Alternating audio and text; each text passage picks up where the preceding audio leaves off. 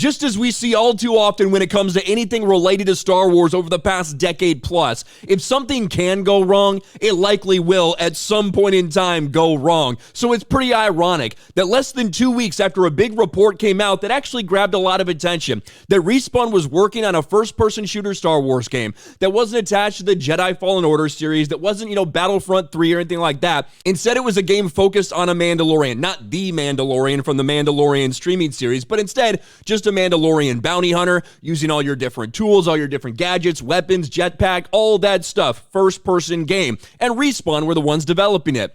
How ironic that here we are, less than 2 weeks after that got reported, after that was initially put out there, and some people actually started getting excited for some reason. Well, now we have this.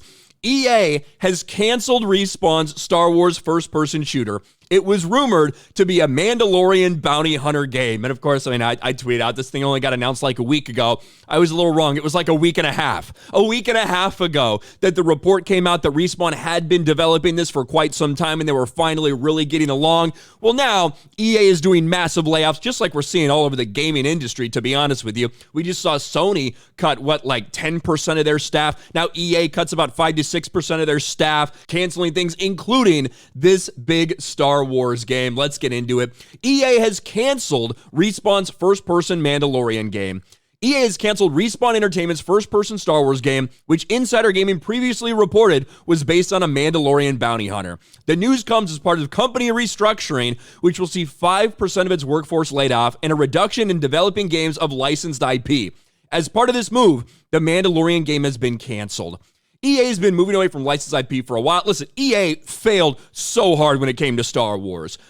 Regardless of whatever's happening with the movies or the Disney Plus series, all this shit, one of the biggest failures in the Disney Star Wars era has been when it comes to gaming. Star Wars gaming used to be one of the biggest and most prolific things they did. We're 2 decades removed now from basically the golden age of Star Wars game. I saw Eckhart's Ladder tweet this out, and it seemed like we used to be in an era where we had a variety of different types of games coming out all the time, multiple releases every year. Look at this list. You're talking about 4 or 5 years between 2002 and 2006. Look at the laundry list of games that got released. Now, are all of these bangers? No, but a lot of them are some of the best Star Wars games we've ever seen. Jedi Outcast, one of the best Star Wars games of all time, by the way. Race of Revenge, Attack of the Clones, Clone Wars, Bounty Hunter, again, one of the best Star Wars games ever played. Jango Fett, Bounty Hunter, love that game. Jedi Starfighter. Those all came out in 2002. In 1 year, those are the amount of Star Wars games we had. Now, of course, listen, gaming's different, right? Development takes a while. Sometimes they're putting way more money into fewer projects, things like that. But still, look at this list. Jedi Academy. Another one of the best games we've ever seen. Rogue Squadron 3. Knights of the Old Republic. Top fucking S-tier video game. Not just Star Wars, but game in general of all time. Star Wars Galaxies. A lot of people love that. Battlefront. Revenge of the Sith. Highly underrated. Go play the Revenge of the Sith video game if you haven't played it. Battlefront 2, 2005. Republic Commando, another S-tier, 2005. Lego Star Wars, Empire at War, incredible. Loved Empire at War, played it for years. Lethal Alliance.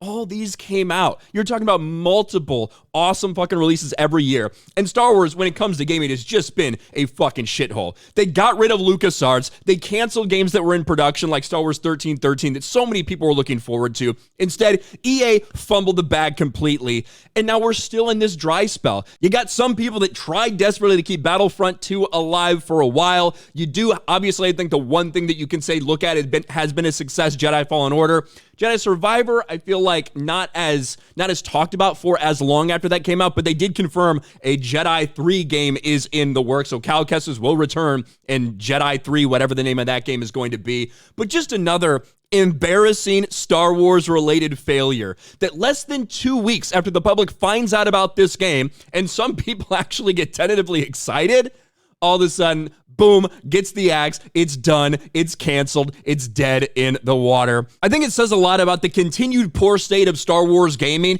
when we're getting things like the Battlefront collection, Battlefront 1, Battlefront 2, the games from 2 decades ago. When we get announced that those collections are coming and people get super hyped over that, there's probably going to be more people playing that than any other Star Wars game in the next coming weeks when that actually does release. It says a lot that there's more excitement for that than there even was for this announcement before it got canceled. What do you guys think about this? Let me know in the comments section below. Smash a like button, subscribe to the channel, ring the bell for notifications, share this video out there, and I'll talk to you later.